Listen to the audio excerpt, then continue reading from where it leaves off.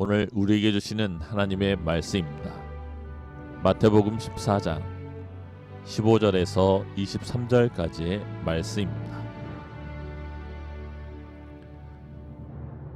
저녁이 되매 제자들이 나와 이르되 이곳은 빈들이요 때도 이미 저물었으니 무리를 보내어 마을에 들어가 먹을 것을 사 먹게 하소서. 예수께서 이르시되 갈 것 없다. 너희가 먹을 것을 주라. 제자들이 이르되 여기 우리에게 있는 것은 떡 5개와 물고기 2마리 뿐이니이다. 이르시되 그것을 내게 가져오라 하시고 무리를 명하여 잔디 위에 앉히시고 떡 5개와 물고기 2마리를 가지사 하늘을 우러러 축사하시고 떡을 떼어 제자들에게 주시매 제자들이 무리에게 주니 다 배불리 먹고 남은 조각을 12바구니에 차게 거두었으며 먹은 사람은 여자와 어린이 외에 5,000명이나 되었더라. 예수께서 즉시 제자들을 재촉하사 자기가 무리를 보내는 동안에 배를 타고 앞서 건너편으로 가게 하시고 무리를 보내신 후에 기도하러 따로 산에 올라가시니라. 저물매 거기 어느 날보다도 은혜가 되네요. 게다가 또 성가대 전원이 저를 바라보면서 찬양하셨잖아요. 넉넉히 이긴다고. 변함없이 오늘 우리를 불러 하나님을 예배하게 하신 하나님 앞에 마음 다해 예배하시고 말씀을 통하여 우리 인생을 향하신 하나님의 선하신 뜻을 발견하시는 귀한 은혜의 시간 되어지기 주님의 이름을 축복합니다. 오늘도 오병이어에 대한 말씀 함께 나누도록 할게요. 지난주 우리가 함께 나눈 오병이어의 기적을 지난주는 제자들의 입장에서 제자들의 움직임에 따라 그들의 선택과 의지 가운데 하나님께서는 어떠한 하나님의 일들을 행하셨는가 살펴봤다면 오늘은요, 예수님께서 움직이시는 동선을 따라가면서 문제가 어떻게 풀려지는지를, 그리고 그 문제가 풀려지는 과정을 통하여 우리의 삶을 향하신 하나님의 선하신 뜻을 함께 살펴보도록 합니다. 여러분, 우리는 누구나 인생 가운데 문제를 만나게 되어집니다. 우리가 생각하기에는 나한테만 문제가 있고 적어도 저 사람에게는 문제가 없는 것처럼 여겨지는데, 우리가 그렇게 부러워하는 인생을 살아가는 저 사람, 그리고 우리 가정이 그렇게 부러워하는 저 가정에도 문제는 있다라는 것이죠. 그렇게 인생 가운데 누구나 문제를 만나기는 하는데, 특별히 내가 문제를 다룰 수 없는, 다시 말해서 내 능력보다 너무나 큰 문제를 만나게 되어질 때 저와 여러분은 당황하게 되어지는 것입니다. 오늘 말씀이 보여주고 있는 이 말씀의 현장, 이 상황의 전제는 단순해요. 이 문제를 도무지 우리가 해결할 수 없다라는 것입니다. 다시 말하면 불가능의 문제를 우리에게 펼쳐 놓는 것이죠. 다시 말하면 지금 예수님의 손 위에 도시락 하나가 놓여 있는데 이것은 어린아이의 도시락이고, 이 도시락으로 장정 5,000명, 적어도 수만 명의 사람들이 배고파 있는데 그 광야에 배고픈 수만의 사람들을 이 어린아이의 도시락 하나로 먹여야 한다라고 하는 것은 이 문제의 현장이 우리가 도무지 풀 수 없는 불가능의 현장이라고 하는 사실, 이 문제의 크기가 오늘 나의 능력을 압도하고 있다는 사실을 보여주고 있는 것이죠. 근데 여러분, 중요한 것은 뭐냐면 성경은 이 문제가 얼마나 크냐 작느냐 그것에 대해서 우리에게 말씀하고 있지 않다라는 것이에요.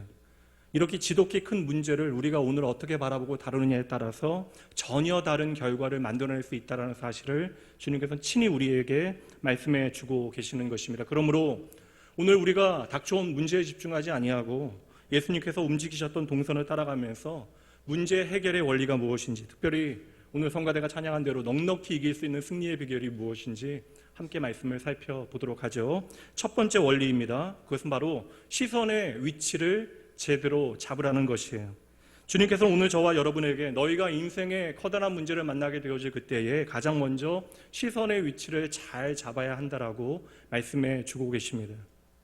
얼마 전에 호흡곤란으로 응급실에 다녀오신다라고 하는 성도님을 위해서 기도해 드린 다음에 이야기를 들어보니까 그 가정에 사랑하는 자녀에게 큰 문제가 생겼는데 어미인 내가 그 아이의 문제를 해결할 수 있는 능력이 없음에 걱정하다가 이명증이 와서 응급실에 다녀오신 거예요.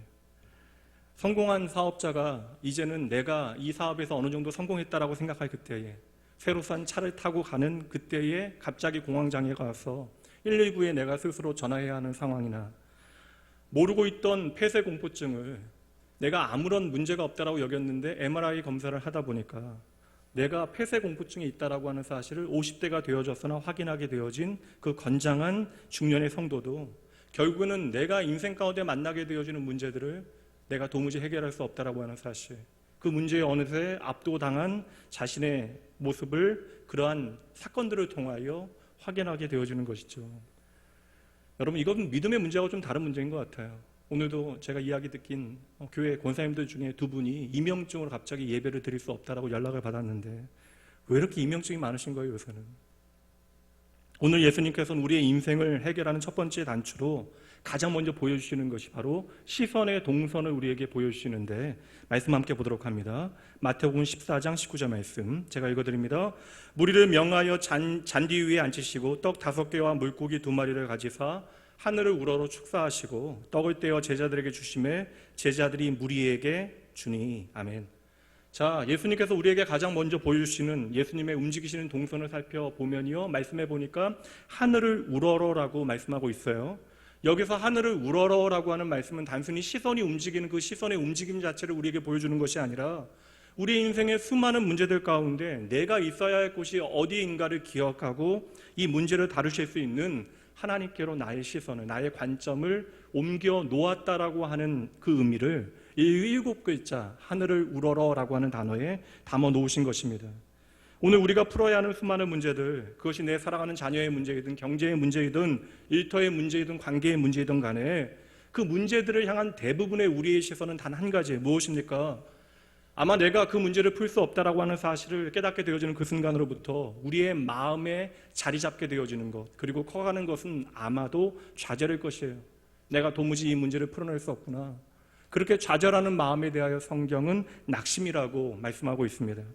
또 하나의 시선은 문제를 바라보지 않으면 사람들을 우리가 바라보게 되어지는데, 사실 같은 거예요. 문제가 너무나 커서 그 문제 자체에 압도되어질 때 우리는 주변의 사람들을 바라보게 되어지는데, 그렇게 우리가 주변의 사람들, 오늘 말씀해 보면 제자들이나 무리에 주목하게 되어지면 어느새 내 마음은 서운하게 되어지거나 상처받게 되어지는 것이죠.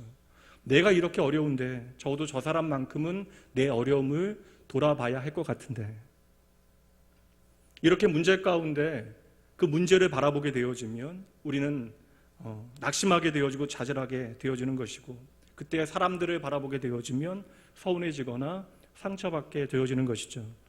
경남 지역에서 목회를 하시는 동기 목사님께서 작년도에 너무나 경제적인 문제로 교회에 큰 어려움이 있으셨대요. 그렇게 힘들 때에 그 마음에 가장 자신을 어렵게 만든 문제는 다른 것이 아니라 충분한 능력이 되어짐에도 불구하고 교회의 어려움을 전혀 돌아보지 아니하시는 그러한 중직자들 때문에 마음의 상처를 많이 받았다고 이야기합니다. 그런데 이야기를 듣다 보니까 그 말씀은 성도들을 향한 원망이 아니라 자신의 신앙 없음을 확인하는 계기가 되어졌다는 것이, 다시 말하면 목사인 나도 어느새 문제 가운데 사람들을 바라보기 시작했다는 것입니다. 여러분, 마찬가지예요.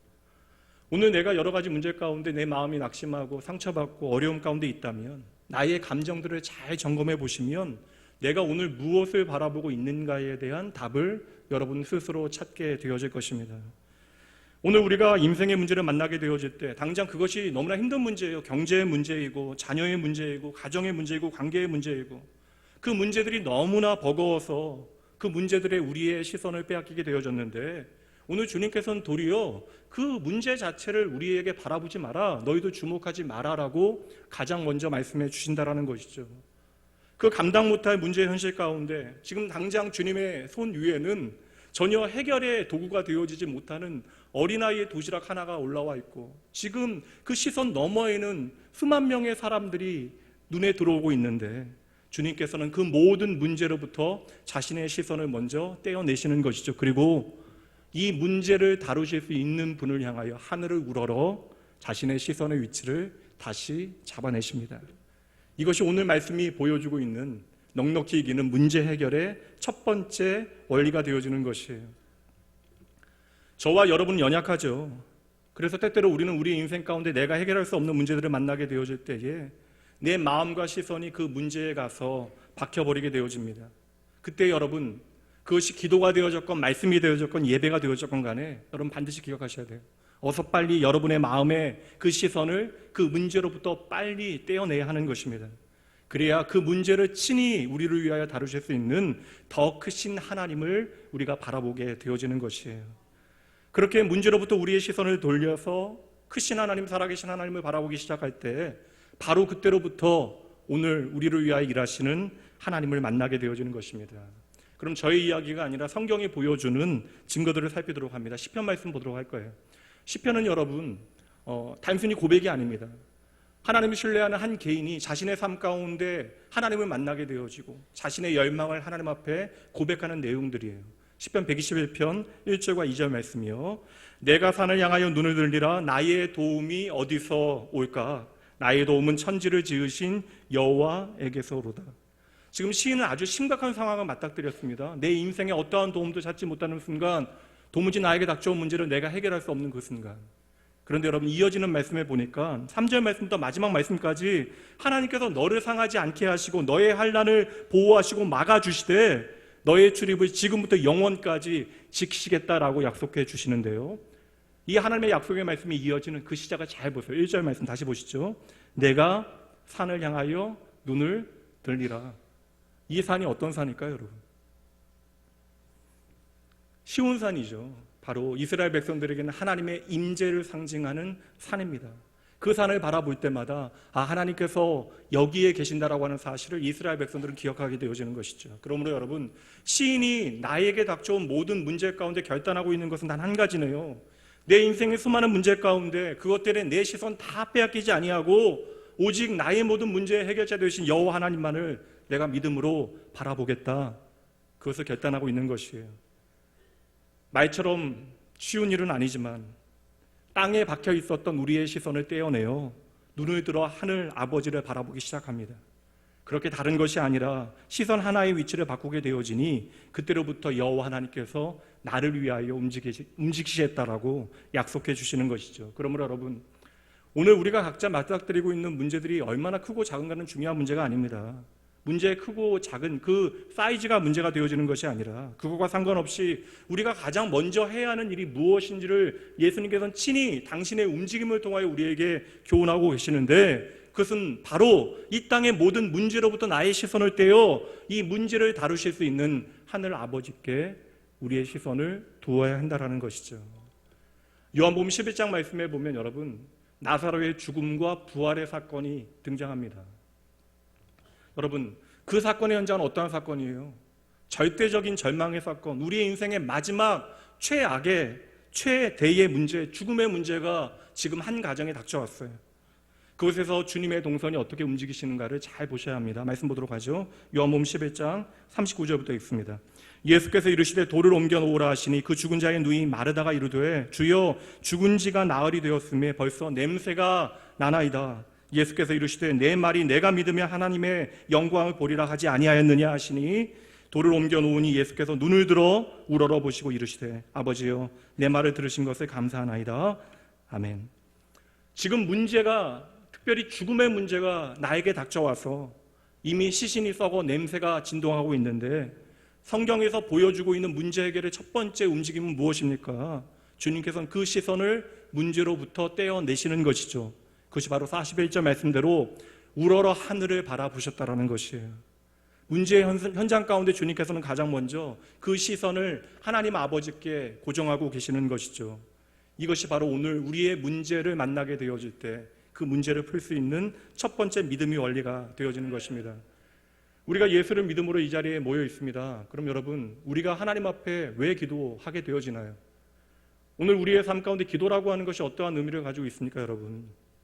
기도라고 하는 것은 오늘 말씀을 통해서 우리가 해석하게 되어지면, 기도라고 하는 것은 우리의 마음의 시선을 하나님 앞에 옮겨 놓는 것이 바로 기도입니다. 기도는 우리의 마음이 내 사랑하는 자녀, 또한 경제의 문제와 건강의 문제와 내 상황의 문제 가운데 내 시선이 향하고 있을 그때에 그 문제에 고정되어졌던 시선을 떼어내는 시간이 바로 기도의 시간이 되어지는 것이죠. 그리고 그 기도를 통하여 땅을 향하였던 나의 시선을 하늘 아버지께로 옮겨 놓는 것입니다. 오늘 이 시간 여러분들 이 자리에 왜 모여 계시는가요? 모르고 이 자리에 나오셨나요? 오늘 이 자리에 앉아 계신 분들은 적어도 이 자리에서 하나님을 예배하기 위하여 의식적으로 이 자리를 선택하여 여러분들은 나와 계십니다. 그럼 여러분 마찬가지예요. 오늘 우리가 이 자리에서 하나님을 예배하고 있는 것도 세상을 향하고 있었던 우리의 시선을 떼어내어 하나님 아버지께로 옮겨 놓는 과정과 시간이 바로 이 예배의 시간이 되어져야 하는 것이죠. 그러므로 우리는 이 예배를 통하여 다양한 이유로 세상을 향하고 있었던 우리의 시선을 거두어 드려야 하는 것입니다. 그렇게 세상을 향하고 있었던 우리의 시선을 하나하나 모아서 오늘도 살아계신 하나님 아버지, 전능하신 하나님 아버지 앞에 나의 흩어졌던 시선들을 옮겨 놓는 것이 바로 예배의 시간인 것이죠. 그러므로 여러분, 진짜 예배를 잘 드리는 것은 예배에 늦지 아니하고 설교자의 설교를 잘 듣는 것으로 그치는 것이 아닙니다. 설교자의 설교를 통하여 전하여지는 하나님의 말씀을 듣고 내가 그 하나님의 말씀에 어떻게 응답하여야 하는가, 그 하나님 앞에 얼마나 나의 시선을 옮겨 놓는가가 예배의 성패를 좌우하게 되어지는 것이죠. 그러므로 예배의 정의는 단순합니다. 하나님만을 바라보는 것이 예배. 내가 나의 삶 가운데 하나님만을 바라보겠노라 결단하는 것이 하나님을 향한 우리의 응답이 되어져야 하는 것입니다. 여러분, 성경에 보면 하나님께서 많은 사람들의 인생을 담아 놓으셨습니다. 그 사람들이 우리보다 더 사랑하셔서 특별해서 담아 놓으신 것이 아니에요. 이전의 믿음의 사람들을 통하여 오늘 우리가 어떻게 우리의 삶을 하나님 앞에 살아내야 하는가를, 다시 말하면 오늘 저와 여러분을 사랑하시기에 그들의 삶의 이야기를 담아 놓으신 것인데, 수많은 문제 앞에서 어떠한 사람들은 자신의 시선 때문에 망하게 되어지고 어떠한 사람들은 그 문제 가운데 살아나게 되어집니다. 최초로 무리를 걸었던 사람 여러분 기억하시나요? 베드로죠. 무리를 걷게 되어준 초자연적인 기적의 역사는 무엇을 우리에게 보여줍니까? 분명 믿음의 어떠한 양상을 우리에게 보여주는데 우리가 베드로의 모습을 보면서 어떠한 것을 결단해야 될까요? 이 예배 시간 은혜 많이 받고 내가 한강으로 나아가야겠다 뭐 그런 거 결단하시겠어요? 그 사건을 통해 오늘 우리에게 도전하신 영적인 교훈이 무엇입니까? 예수를 믿는 사람은 이제 예수 안에서 새로운 피조물이라는 것이에요. 그러면 이제 세상 위를 걷는, 세상이라고 하는 무리를 걷는 사람들이 되어져야 한다는 것이죠. 결코 세상의 풍파에 그 바람에 휩싸여 그 세상이라고 하는 물속에 빠져들어서는 안 된다는 것입니다. 그래서 그 과정을 성경은 자세히 보여주고 있는 것이죠. 베드로가 무리를 걸어요. 무리를 걷는다는 것은 지금 전능하신 하나님 앞에 아무것도 아닙니다. 근데 베드로가 무리를 걷게 되어지는 것에 아주 선명한 조건 하나가 나오잖아요. 무엇입니까? 무리를 걷기 위해서 누구를 바라봐야 돼요? 예수님만을 바라봐야 되죠. 그렇게 주님만 바라보게 되어질 때 베드로는 무리를 걷게 되어집니다. 그런데 그 베드로가 갑자기 물속에 빠져들어 허우적거리게 되어지잖아요. 물속에 빠져 허우적거리는 그 자리에도 동일한 선명한 조건 하나가 나와요. 물결이 거슬러 오는 것을 보고 그가 물속에 빠져듭니다. 주님을 향하였던 그 시선이 어느새 내 눈에 보이는 사건에, 그 이야기에 고정되어지게 되어졌던 것이죠. 그렇게 나의 시선이 불어오는 바람과 그 파도에 옮겨지는 그 순간 베드로는 곧장 물에 빠져 들어갑니다. 여러분, 세상이라고 하는 무리를 걸어야 하는 그리스도인들이 어느새 세상 가운데 잠겨서 허우적거리며 살아가는 이유가 무엇이에요? 주님께서는 그 첫 번째 이유가 바로 시선 때문이라고 말씀하시는 것이죠. 우리가 주님만 바라보고 주님만 따라갈 때는 우리가 세상 위를 걸어갈 수 있는데 어느새 내가 세상의 그 물결과 파도에 주님을 놓쳐버린 것입니다. 마치 유치원 아이가 놀이동산에서 그 즐거움에 빠져 엄마를 놓치게 되어진 것과 마찬가지로 이 세상 가운데 하나님 아버지를 잃어버림으로 이 세상이라는 파도에 휩쓰여 허우적거리기 시작하는 것이죠. 물론 여러분, 다행인 것은 그렇게 물에 빠져 허우적거리는 해품이 외치는 베드로를 주님께서 구해주십니다. 건져주시죠. 그리고 나서 주님께서 한마디를 하시는데, 시선을 빼앗긴 베드로를 향하여 주님께서는 네가 믿음이 없다라고 책망하십니다. 바로 믿음의 문제라는 것이죠. 그러므로 오늘 말씀이 보여주는 믿음의 싸움의 첫 번째 원리는 단순해요. 따라해 보시죠. 믿음의 싸움은 시선의 싸움입니다. 다시 한번 부탁드리죠. 믿음의 싸움은 시선의 싸움입니다. 이 자리에 앉아 계신 분들 가운데 누가 당당하게 하나님의 자녀답게 그리스도인답게 살아가고 싶은 사람이 없겠습니까? 우리는 다 하나님의 사람답게, 믿음의 사람답게 우리의 삶을 살아가고 싶죠. 그러나 여러분 잊지 마셔야 돼요. 우리의 소원보다 더 중요한 것이 우리의 시선입니다. 무리를 걸어갔던 베드로나 물속에 빠진 베드로나 전혀 다른 것이 없어요. 동일한 사람입니다. 단 하나의 차이만이 존재합니다. 바로 무엇을 바라보느냐의 차이였던 것이죠.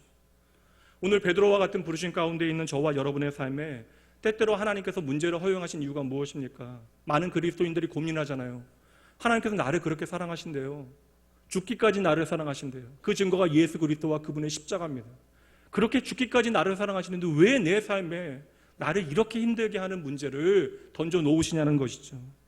그럼 여러분, 그렇게 생명 버려 나를 사랑하시는 그 생명의 가치로 나를 사랑하신 하나님께서 오늘 저와 여러분의 삶에 문제라고 하는 현실을 허락하시는 이유가 무엇일까요?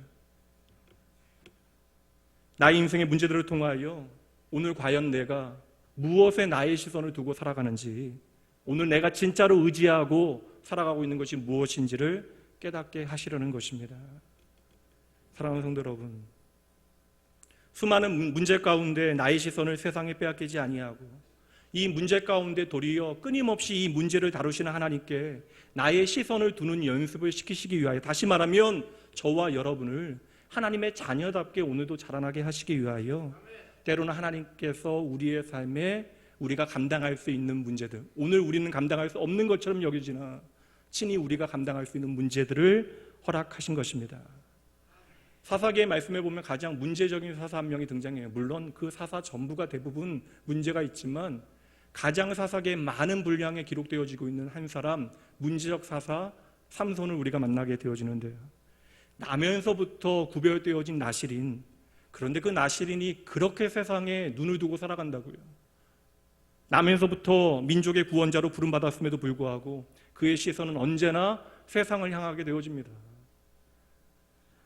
그런데 여러분, 그의 인생의 마지막 순간의 한 장면으로 우리가 가보도록 할게요. 말씀 한 구절 봅니다. 사사기 16장 28절 말씀이요. 삼손이 여호와께 부르짖어 이르되 주 여호와여 구하옵나니 나를 생각하옵소서.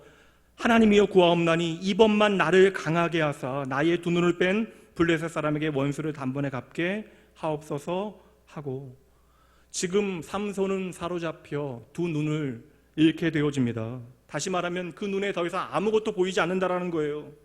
여러분 잘 보세요. 두 눈에 아무것도 보이지 않는 순간에 삼손은 여호와 하나님을 향하여 두 번이나 부르짖어 기도하였다라고 하는 말씀이 나오고 있습니다.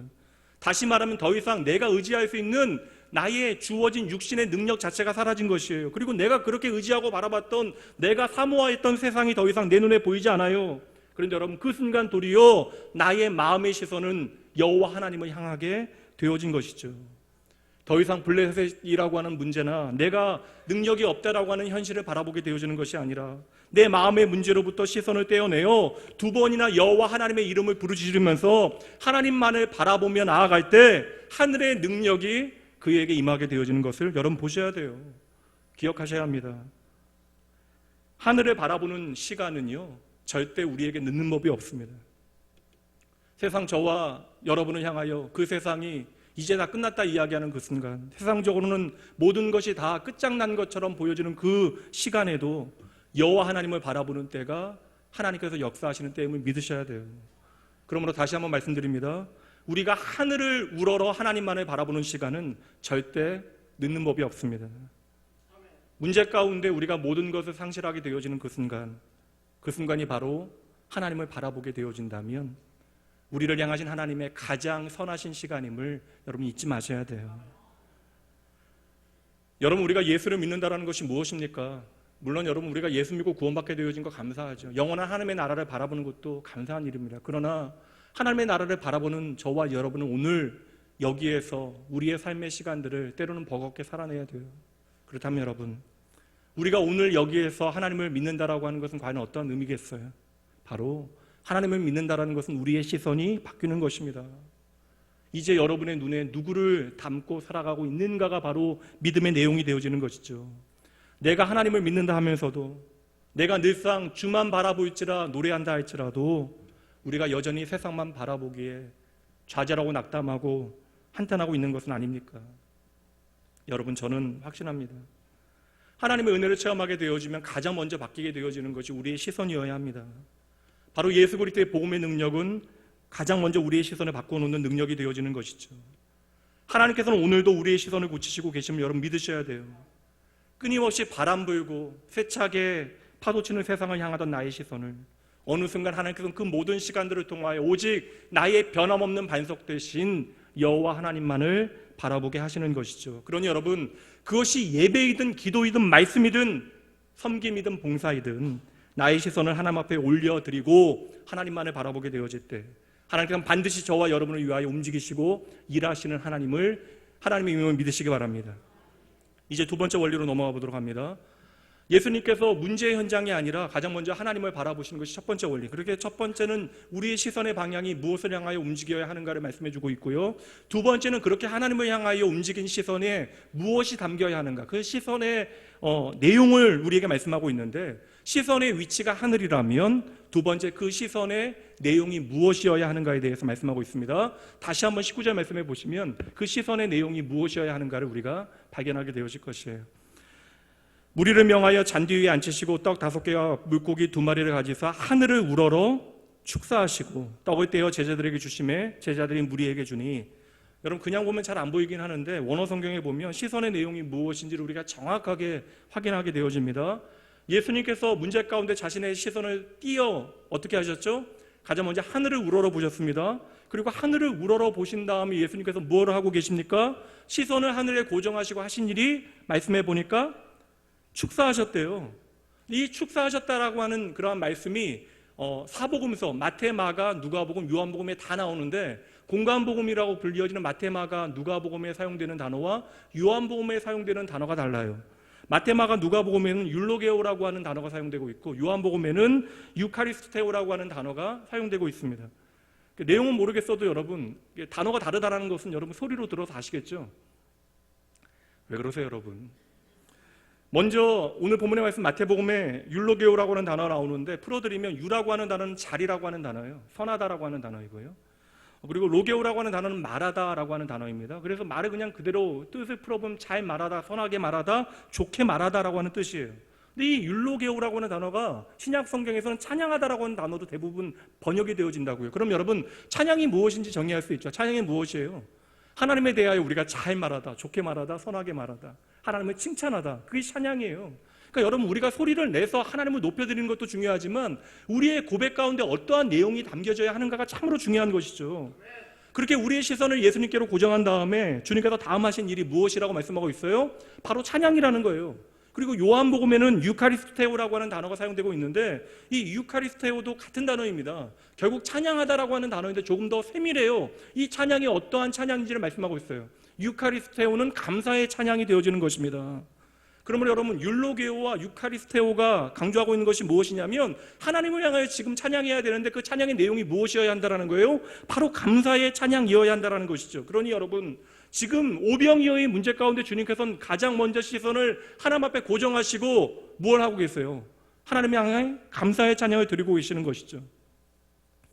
우리가 가장 어려워하는 문제, 자녀의 문제 가운데 하나님 앞에 기도하기 시작해요. 그렇게 하나님 앞에 아픈 마음으로 간절히 하나님 앞에 자녀의 문제를 두고 기도하기 시작하면 언제 우리의 찬양이 시작되어집니까? 자녀의 삶의 그 문제가 해결되어지면 하나님 앞에 감사의 찬양을 드리시죠. 오늘 내 삶의 경제의 문제 또한 건강의 문제가 닥쳐온다고요. 그럼 여러분, 그 문제를 두고 하나님 앞에 간절히 기도할 때 우리는 언제 우리의 입술을 통하여 하나님 앞에 찬양하게 되어지죠? 그 건강의 문제, 경제의 문제가 해결되어질 때 비로소 우리의 입술에서 하나님을 향한 감사의 찬양이 터져나옵니다. 그렇게 하나님을 향하여 우리가 감사의 찬양을 드리는 것이 율로게오, 유카리스테오가 되어진다는 거예요. 그런데 여러분, 여기서 봐야 되는 중요한 시점이 있습니다. 예수님의 감사의 찬양은 달랐다라는 거예요. 다른 것이 아니라 시점의 문제입니다. 대부분의 사람들은요, 문제가 해결되어진 다음에 하나님 앞에 감사의 찬양을 드리는데, 예수님께서는 지금 문제 전에, 문제 앞에서 하나님 앞에 감사의 찬양을 드리고 있는 것이죠. 다시 말하면 문제가 해결되어진 다음에 하나님 앞에 감사하고 있는 것이 아니라, 문제가 해결되어지기 전에, 문제가 내 삶에 현실이 되어졌을 때에, 문제가 나를 향하여 달려올 때에 하나님 앞에 감사의 찬양을 드리고 계신 거예요. 여러분, 이 차이가 무엇인지를 아셔야 돼요. 오늘 우리는 문제에 우리의 시선을 두고 살아가기에, 우리는 하나님을 향해 나의 시선을 둔다라고 생각하는데, 실상은 우리는 우리의 문제에 시선을 두고 있기 때문에 그 문제 앞에서 감사가 도무지 안 되는 것입니다. 그러나 여러분, 힘들지만 내 마음의 시선을 문제로부터 띄어서 하나님 아버지께로 옮겨놓은 사람은 문제 앞에서도 하나님의 신실하심과 하나님의 성실하심, 하나님의 능력과 더불어 그 문제 가운데 숨겨놓으신 하나님의 선하신 뜻과 그 섭리를 믿음으로 바라보기에 문제를 보고서 하나님 앞에 감사하는 것이 아니라고요. 문제를 보면 낙심하고 좌절되어지지만 그 문제 가운데 선하신 하나님의 계획과 뜻을 바라보게 되어지니 그것을 믿고서 하나님 앞에 감사의 찬양을 드리게 되어지는 것이죠. 그때 하나님께서는 그 감사의 찬양을 보고 우리 안에 놀라운 하나님의 구원의 일을, 회복의 일을 시작하시겠대요. 이것이 바로 성경의 원리입니다. 역대하 20장 말씀에 보면 이 원리를 잘 적용할 수 있는 좋은 사건 하나가 등장해요. 이스라엘의 모압과 암몬의 연합군이 쳐들어옵니다. 그 모압과 암몬의 연합군이 쳐들어와서 지금 예루살렘으로부터 25km 떨어져 있는 엔게디 광야에 진을 쳐요. 이제 마지막 공격을 위하여 준비하고 있습니다. 그때의 이스라엘 왕이었던 여호사밧 왕에게 들려온 보고는 단 한 가지예요. 지금 연합군의 기세가 너무나 강렬해서 우리가 도무지 이길 수 없다라는 거예요. 그냥 자멸할 수밖에 없는 것이 우리의 현실이라고 말씀하고 있습니다. 여러분 잘 보세요. 문제가 일어났어요. 그러나 여러분, 이 문제를 풀 능력이 여호사밧 왕에게 없다라는 것입니다. 그때 여러분, 여호사밧 왕이 무엇을 선택하는지 잘 보셔야 돼요. 여기에 믿음의 원리가 있습니다. 여호사밧 왕은 온 이스라엘 백성들에게 금식을 선포하고 이 문제를 가지고 하나님 앞에 나아가 간구하기 시작해요. 그때 하나님께서 그에게 말씀하십니다. 두려워하지 말라, 놀라지 말라. 이 전쟁은 너의 것이 아니라 나의 것이다. 그리고 이 전쟁을 치를 수 있는 방법 하나를 알려주시는데 다른 것이 아니에요. 찬양대를 조직하여 전쟁의 가장 앞에 세우라는 것입니다. 지금 당장 전쟁에 앞두고 우리가 질 수밖에 없는 상황인데 지금 당장 그 전쟁을 위해 병참을 준비하고 칼과 창을 준비해도 모자란데 하나님께서 말씀하시길 성가대를 조직하여 하나님 앞에 찬양하는 일을 가장 먼저 하라는 것이에요. 그리고 이스라엘 백성들은 말씀에 순종하여 칼과 창 대신에 그 칼과 창과 방패를 들고 나가야 하는 그 싸움터에 찬양을 앞세우고 나가게 되어져요. 그런데 그 말씀의 결론을 보니까 그때에 여호와 하나님의 복병이 모압과 암몬의 그 연합군 가운데 들어가 그들이 분란을 일으키고 스스로 싸워 자멸하게 되어졌다라는 말씀을 하고서 이 사건은 끝나버리게 되어져요. 여러분, 이 사건을 다시 한번 정리해 봅니다. 지금 여호사밧 왕과 이스라엘 백성들이 절체절명의 위기에 처하게 되어져요. 다시 말하면 내가 도무지 해결할 수 없는 사이즈의 문제가 터져버렸다는 것이에요. 근데 그때 여호사밧 왕은 능력은 없어도 한 가지 잘한 것이 있어요. 바로 첫 번째 단추를 잘 꿰어낸 것입니다. 이스라엘 모든 백성들로 하여금 여호와 하나님만을 바라보고 하나님 앞에 금식하게 만든 다음에 그들의 모든 시선을 하나님 앞에 가져가게 되어진 것이에요. 그렇게 나의 모든 시선을 하나님 앞에 두게 되어지니 하나님의 음성이 들리기 시작합니다. 그리고 하나님의 말씀에 따라 그들이 찬양하기 시작한 것이에요. 그렇게 첫 번째 나의 시선을 문제로부터 하나님 앞에 옮겨놓게 되어지니 하나님의 음성이 들려지고 하나님 앞에 찬양하게 되어지니 하나님께서 그들을 돕기 위하여 역사를 시작하셨대요. 그 말씀의 현장을 한번 보도록 할게요. 20장 21절 말씀이요. 백성과 더불어 의논하고 노래하는 자들을 택하여 거룩한 예복을 입히고 군대 앞에서 행진하며 여호와를 찬송하며 이르기를 여호와께 감사하세 그 인자하심이 영원하도다 하게 하였더니. 여러분 잘 보세요. 찬양의 내용이 뭐예요, 여러분? 감사예요, 감사. 여러분, 이 감사의 찬양이 하나님께 드려진 순간이 어떠한 순간인지를 잘 보셔야 돼요. 승리한 다음에 하나님 앞에 감사합니까? 아니잖아요. 어떠한 답이 없을 때에 암몬과 모압의 연합군이 나를 향하여 달려올 그때에 수많은 문제들이 내 삶에 닥쳐올 그때에 하나님을 향하여 찬양하고 있잖아요. 여러분, 오늘도 우리의 삶 가운데 수많은 문제들이 있습니다. 우리가 이 자리에 그럴듯한 모습으로 나와서 하나님을 예배하고 있지만 내 마음은 녹아들고 있어요. 도무지 해결할 수 없는 문제 안에, 그 경제의 문제, 자식의 문제, 수많은 관계의 문제 앞에서 내 마음이 지금 썩어져 가고 있습니다. 당장 오늘이 나에게 너무나 힘들고 어렵다고요. 그런데 바로 그때에 당신의 백성들이 하나님 앞에 시선을 고정하고 하나님 앞에 감사의 찬양을 드리게 되어질 때에 여러분, 쉽지 않아요. 나를 향하여 달려오는 그 문제 앞에서 하나님 앞에 감사의 찬양을 드리는 것은 참으로 어려운 일입니다. 나아가면서도 안 될 문제일 수도 있어요. 그러나 하나님께서는 하나님 앞에 시선을 고정한 자들에게 하나님을 향하여 찬양하라라고 명령하세요. 내가 두려움에도 불구하고 하나님 앞에 감사의 찬양을 드리며 나아갈 때 우리는 우리 인생 가운데 전혀 기대하지 못했던 하나님의 복병을 만나게 되어지고 우리가 전쟁을 시작하기도 전에 하나님께서 그 전쟁을 승리로 바꾸어 놓으시는 것이죠. 그러니 여러분, 오늘 하나님께서 저와 여러분에게 요구하시는 것이 무엇인지 잘 보셔야 돼요. 하나님께서 오늘 저와 여러분의 삶에 큰 일을 이루시기 위하여 문제 앞에서 우리가 감사할 수 없음에도 불구하고 그 문제 앞에서 하나님 앞에 시선을 두고 우리를 향하여 감사하라고 말씀하시는 거예요. 하나님의 큰일이 무엇인지를 우리로 하여금 깨닫게 하시기 위하여, 우리를 하나님의 자녀답게 만들어내시기 위하여, 그 문제에 숨겨져 있는 하나님의 섭리를 발견하게 하시기 위하여 오늘 우리로 하여금 그 문제가 아니라 하나님을 바라보게 하시는 것이죠. 하나님 앞에 먼저 감사의 찬양을 드리게 하시는 것이죠. 여러분, 믿음이 무엇인지를 보셔야 돼요. 믿음이라고 하는 것은요, 내 삶이 다른 사람들보다 늘상 잘 되는 것만이 믿음이 아닙니다. 그것을 보고 감사하는 것만이 여러분 믿음이 아니라고요. 실상 믿음의 실체는 무엇입니까? 믿음의 실체는요, 우리의 삶의 모든 상황 가운데 내가 잘 되거나 못 되거나 나를 향하신 하나님의 선하신 계획을, 그 섭리를 바라보는 것, 그것이 바로 믿음의 실체가 되어지는 것이죠. 그럴 때 우리의 삶에 참된 하나님을 향한 진짜 감사와 찬양이 시작되어지는 것입니다. 이제 이렇게 하나님 앞에 감사의 찬양을 드리게 되어질 때 어떤 일이 벌어지는지 잘 보세요. 바로 이어지는 말씀이에요. 22절. 그 노래와 찬송이 시작되어질 때에 여호와께서 복병을 두어 유다를 치러 온 암몬 자손과 모압과 세일산 주민들을 치게 하심으로 그들이 패하였으니. 아멘. 여러분, 언제 하나님의 구원의 사건이 시작되어지는지 잘 보세요. 하나님을 향한 감사의 찬양이 시작되어지는 바로 그때, 내가 하나님께 시선을 옮겨놓고 하나님 앞에 감사의 찬양을 드렸더니, 내 형편과 상관없이 하나님 바라보고 하나님을 향하여 감사드렸더니 바로 그때에 하나님께서 우리의 삶을 통하여 어떠한 일을 이루시는지 우리의 눈으로 보게 하시겠다라는 거예요. 여러분, 이것이 바로 하나님의 원리가 되어집니다.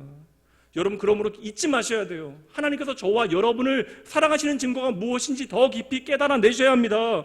여러분, 오늘 하나님의 목적은요, 단지 우리의 삶의 문제를 해결하시는 것이 하나님의 목적이 아닙니다. 하나님의 목적은요, 저와 여러분들이 그 문제를 통하여 하나님 앞에 더 가까이 나오게 하시는 것이 하나님의 목적이에요. 지금 예수님께서 배고픈 군중에게서 눈을 떼어 하늘을 우러러 보시잖아요. 그리고 하나님 앞에 축사, 감사의 찬양을 드리십니다. 도리어 문제 앞에서 하나님 앞에 감사를 드리신 것이죠. 그때에 문제 안에 숨겨져 있었던 하나님의 마음, 선하신 뜻을 발견하게 되어진 거예요. 이 땅의 모든 배고프고 헐벗은 자들 하나님께서 이 땅의 모든 그러한 어둠의 문제 가운데 버려두지 아니하시겠다라는 당신의 마음을 예수님을 통해서 보여주시는 것이죠. 문제와 상관없이 하나님 한 분이 이유가 되어져서 그 하나님 앞에 내가 다른 것 하지 아니하고 감사의 찬양을 드렸더니 나를 위하여 내가 전혀 생각하지 못했던 하나님의 복병이 움직여서 하나님의 큰 일을 나타내신 것입니다. 여러분, 정말 그럴까요? 다시 한번 여러분, 죽음의 현장, 나사로의 죽음의 자리로 가보도록 합니다. 이제는 이 말씀의 의미가 보이실 거예요. 41절. 돌을 옮겨 놓으니 예수께서 눈을 들어 우러러 보시고 이르시되, 그 다음 중요하죠. 아버지여, 내 말을 들으신 것을 감사하나이다. 아멘. 보세요, 여러분. 나사로가 지금 살아나서 감사드린 거예요, 예수님께서? 아니잖아요. 여전히 여러분, 무덤을 열어놓으니 그 죽음의 냄새가 더 진동하게 되어지는 그 순간에 그 죽음의 문제 앞에서도 예수님은 하나님의 성실하심을 찬양하며 감사하고 있습니다. 여러분, 원리는 똑같아요. 우리가 어떠한 어려운 가운데 있더라도 첫 번째 원리는 우리의 시선을 하나님 앞에 두어야 한다는 거예요. 두 번째 원리는 그것이 우리가 배고픈 경제의 문제이건 심지어 죽음의 문제라 할지라도 우리가 하나님 앞에 감사의 찬양을 드리게 되어질 때 반드시 하나님께서는 저와 여러분을 위하여 구원과 회복의 일을 이루시겠대요. 우리의 삶의 문제와 상관없이 그것이 얼마나 크고 작은가에 그러한 달려있는 문제가 아니라 내 삶의 모든 문제 현장에 하나님의 복병이 하나님의 능력으로 나타나 반드시 저와 여러분을 승리하게 하심을 믿으시는 여러분 되시기 주님의 이름 축복합니다. 이제 마지막 세 번째 원리로 가보도록 할게요. 이 원리가 여러분 사실 오늘 말씀의 가장 중요한 부분일 수 있어요. 세 번째 원리는 다시 시선의 위치를 잡으심을 우리에게 보여주시는데요. 오늘 오병이어의 그런 현장에서 주님의 동선의 움직임을 우리가 잘 살펴보면 첫 번째는 시선의 위치를 하나님을 향하여 잡으시고 두 번째 하나님을 향하여 감사의 찬양을 드리시잖아요. 그때 어떠한 일이 일어납니까? 내가 기대하지 못했던 하나님의 구원의 일, 하나님의 기적이 일어나게 되어집니다. 다시 말하면 모든 문제가 해결되어졌다고요. 그럼 여기서 끝나면 되죠.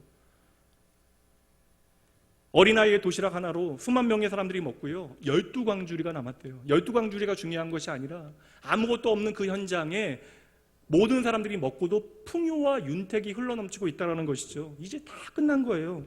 근데 여러분, 정말 이상한 것은요, 우리가 생각하기에는 다 끝났는데 여기 이상한 주님의 이해 못할 반응 한 가지가 등장한다는 것이죠.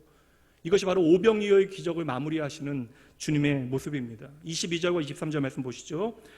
예수께서 즉시 제자들을 재촉하사 자기가 무리를 보내는 동안에 배를 타고 앞서 건너편으로 가게 하시고 무리를 보내신 후에 기도하러 따로 산에 올라가시니라. 저물매 거기 혼자 계시더니. 여러분 보세요. 참 이상하잖아요. 오병이어의 자리가 어떠한 자리예요? 오병이어의 자리는 기적의 자리, 승리의 자리, 능력의 자리, 내가 머물고 싶은 자리, 수많은 사람들의 시선이 나를 향하고 나를 향하여 환호하고 박수치는 자리. 여러분 세상의 대부분의 사람들, 아니 세상의 대부분 사람뿐만 아니라 오늘 저와 여러분도 과거에 나에게 영광이 쏟아졌던 그때를 기억하고 그것에 나의 시선을 두고 살아갑니다. 그러니까 나의 좋았던 과거를 우리는 좋아라 하며 살아가는 것이죠. 그래서 우리는요, 잘 나갔던 과거의 이야기, 왕년 이야기 하는 것을 그렇게 좋아하는 거예요. 그 현장을 떠나고 싶어 하지 않는 것이죠. 그 박수와 환호가 그리운 것입니다. 그런데 많은 사람들이 도리어 과거의 영광에 취해 오늘 망하게 되어지는 거예요. 여러분 잘 보셔야 됩니다. 오늘 이 기적의 현장, 우리가 바라는 오병이어의 이 놀라운 하나님의 역사하심의 현장 가운데 주님께서는 저와 여러분에게 마지막 메시지를 보내고 계시는 거예요. 지금 예수님을 향한 모든 사람들의 눈빛이 반짝이고 있어요. 모두가 환호하고 박수치고 예수님을 향하여 흥분하고 있습니다. 이제 모든 사람들이 배부르고 그들이 기쁨의 잔치를 누리고 있어요. 그런데 바로 그때 주님께서는 오병이어의 기적의 현장에 취해 있는 제자들을 향하여 재촉하여 그 자리를 즉시 떠나라 말씀하시는 것이죠. 그리고 주님께서는 홀로 밤을 지새워 기도하기 시작하십니다. 여러분 저와 여러분 기도하잖아요. 제가 많이 기도하냐고 물어보지 않았잖아요. 여러분 저와 여러분은 기도하잖아요. 우리가 문제 가운데 하나님 앞에 기도하기 시작합니다. 그리고 그 문제가 해결되어지면 어느새 우리의 기도가 시들해져요. 목사이니까 그거 너무나 많이 확인합니다. 그런데 오늘 주님께서는 문제 해결의 자리, 하나님의 응답과 하나님의 역사의 자리에서 다시금 우리의 시선을 어디에 두어야 하는가에 대해서 마지막으로 말씀해 주시는 거예요. 우리의 기도가 단지 오병이어의 문제를 해결하는 것이 목적이었다면 오병이어의 문제가 해결된 다음에는 하나님 앞에 더 이상 기도할 목적을 잃어버리게 되어지는 것입니다. 그러니 오늘 예수님께서는 다음 단계를 우리에게 말씀해 주시는 거예요. 어느새 우리는요, 기도응답이라고 하는 선물을 하나님께로부터 받고 감사하는 것은 중요한데 그것을 붙들게 되어지죠. 그렇게 하나님께서 오늘 기도응답의 선물로 나에게 주신 것을 붙들고 살아가다 보니까 그거 지키려고 하다 보니까 하나님을 놓치게 되어지는 거예요. 성도 여러분, 오늘 예수님께서 마지막 주시는 가르침 참으로 중요한데 여러분 그 의미를 아시겠습니까? 우리가 하나님 앞에 문제 해결을 위하여 간절히 기도하는 것 참으로 중요해요. 여러분 기도하지 않는 많은 사람들도 있으니 내 인생의 문제를 만나게 되어질 때 이것을 해결하실 수 있는 분이 오직 여호와 하나님이심을 믿고 기도하는 것 중요한 일입니다. 그러나 여러분 기도 응답을 통하여 하나님의 크심을 나를 향한 하나님의 능력을 경험하시면 반드시 더 깊은 기도의 자리로 나아가야 한다는 사실을 주님께서 말씀하시는 거예요. 대부분의 사람들이 하나님 앞에 기도합니다. 문제 가운데 기도하죠. 근데 여러분 그 기도 응답의 체험을 통하여 하나님과 더 가까워져야 하는데 기도 응답으로 주신 하나님의 선물 하나를 붙들고 그것을 지키는 데만 우리의 삶이 더 바빠지는 거예요. 그런데 오늘 예수님께서는 기도 응답 다음에 더 깊이 기도하시잖아요. 오병이어의 기적 다음에 그 자리에서 벗어나 하나님 앞에 더 깊이 나아가 하나님을 간절히 구하며 기도하고 계시는 거예요. 그러면 여러분 꼭 기억하셔야 합니다. 기도의 목적이요. 기도의 목적은 기도 응답 자체에 있는 것이 아니라 내게 응답 주신 하나님을 내가 더 사랑하는 것이 기도의 목적이 되어지는 것입니다. 하나님께서 오늘 나에게 기도의 응답을 허락하신다면 하나님과 더 친해지셔야 한다는 거예요. 오늘 우리의 기도의 응답을 통하여 하나님 앞에 더 가까이 나아가 하나님의 은혜를 구하셔야 한다는 것입니다. 그래서 오늘 예수님께서는 놀라운 하나님의 응답 다음에 다시 한번 믿음의 시선을 하나님께 고정하고 하나님 앞에 다시금 기도하기 시작하시는 것이죠. 정말 중요한 원리 같아요. 말씀을 날마다 전하는 목사도 때때로 너무나 자주 놓치게 되어지는 신앙의 원리가 되어집니다. 많은 성도들이 기도를 통하여 하나님의 응답을 맛보게 되어지면 그 응답의 현장을 잘 떠나지 못해요. 그 박수와 승리하는 현장을 그냥 멈춰서서 바라보게 되어지는 것이죠. 그러면 여러분 도리어 우리는요 하나님께서 우리에게 주신 그 선물 때문에 교만해지거나 나태해지는 거예요. 게을러지는 것입니다. 그러니까 오늘 우리가 다시금 하나님의 놀라운 은혜를 경험하지 못하는 것이죠. 여러분, 저와 여러분은 하나님의 백성으로 날마다 하나님의 은혜가 필요함을 믿으십니까? 날마다 우리는 하나님의 은혜 까닭에 살아갈 수 있다는 사실을 진정으로 믿으세요? 그럼 여러분, 하나님께서 오늘 우리의 삶에 베푸신 선물 하나 때문에 그 자리에 주저앉아 버리시면 안 돼요. 하나님께서 우리에게 은혜의 선물을 주신다면 그 은혜의 선물들 때문에 하나님을 더 사랑하셔야 합니다. 그 기도 응답 때문에 하나님을 더 사랑해 버리는 것이 기도의 목적이 되어져야 돼요. 도리어 하나님께서 우리의 삶에 남들보다 더 많이 주신 부유함의 은혜 때문에 여러분, 우리가 방탕하게 행한다면, 우리에게 주신 건강의 선물 때문에 방자하게 행한다면 여러분 어찌 되겠습니까? 그리고 하나님께서 주신 선물 하나를 지키기 위하여 얼마나 많은 사람들이 여러분 하나님을 떠나 방탕한 자리, 하나님 없는 자리에서 그 인생을 의미 없게 마감하게 되어지는지를 우리는 보고 있잖아요. 여러분, 눈에 보이는 선물에 우리의 마음 빼앗기면요, 그 다음은요 하나님 안 보여요. 그러다 보면 세상의 목소리에, 또한 사람들의 목소리에 흔들리게 되어집니다. 그렇게 실패한 사람이 사울왕이잖아요. 성경이 증명하는 사울왕의 원래 모습은 뭐예요? 참으로 겸손한 사람. 근데 그렇게 겸손한 사람이 하나님이 주신 하나님이 주신 왕이라고 하는 그 선물에 내 마음 빼앗기게 되어지니까 그 자리가 하나님의 선물임을 잊어버리고 그 자리 지키기 위하여 도움이 되어지는 사람의 목소리, 세상의 목소리에 귀 기울이기 시작한 거예요. 그러다 보니까 결국 하나님께서 가장 미워하시는 일까지도 행하게 되어졌던 것입니다. 오늘 오병이어의 목적이 무엇인지가 오늘 말씀에 그래서 마지막 결론이 되어집니다. 우리가 하나님의 은혜의 선물을 응답으로 받게 되어진다면 오병이어의 들판에 더 머물러서는 안 되는 거예요. 다시 그 선물을 주신 하나님 앞으로 더 가까이 나아가시는 여러분 되셔야 하는 것입니다. 그래서 내게 주신 선물보다 하나님을 더 사랑하시는 여러분 되셔야 합니다. 여러분, 오늘 내 인생의 문제 해결되어지면 내일은 문제 없습니까? 오랜 세월 목사로 산 것은 아니지만 여러분, 목사로 성도들의 삶을 들여다보면요, 이 문제만 해결되어지면 이제로부터 하나님만 사랑하며 살아갈 것 같았던 사람들도 또 다른 문제 가운데 좌절하고 넘어져요. 우리의 삶의 문제들은 앞으로도 계속되어질 것이에요. 우리는 한 번 승리하면 끝이 나는 인생을 살아가는 것이 아니에요. 말씀드렸잖아요. 우리의 삶의 모든 문제는 세상 사람들의 문제와 다릅니다. 그 문제들을 통하여 하나님이 어떠한 분이신가를 더 깊이 만나게 하시려는 하나님의 선하신 뜻이 담겨 있는 것이죠. 그러니 여러분, 우리는 오늘만 하나님의 응답을 바라볼 것이 아니라 우리의 평생, 어제도 오늘도 내일도 변함없는 하나님의 은혜의 선물을 날마다 맛보며 살아가야 하는 것이죠. 그러니 여러분, 어느새 내 삶에 하나님을 향한 감격과 감사가 사라졌다면 오늘 내가 머물고 있는 광야가 어딘지를 잘 보셔야 돼요. 내가 옛날 하나님을 만났던 그 경험, 내가 그렇게 감격하며 하나님을 예배했던 그 과거의 경험에 매여 있지 마시고요, 오늘 내가 서 있는 자리가 어딘가를 정확하게 보셔야 돼요. 그래서 오늘 하나님께서는 우리가 붙들려 있는 그 광야에서 즉시 떠나라고 말씀하고 계시는 것이죠. 우리는 다시 내게 응답하시 여호와 하나님만을 바라보고 하나님 앞에 나아가 하나님만을 사랑하는 것이 우리의 기도의 목적이 되어져야 합니다. 그러므로 오늘 말씀의 결론은요, 다시 기도의 자리로. 이 결론의 말씀, 마지막 결론, 더 깊은 기도의 자리가 우리의 삶에 하나님의 영광이 계속되어지는 가장 중요한 원리가 되어지는 것입니다. 하나님 앞에 조금 더 낫고 못한 인생 없어요.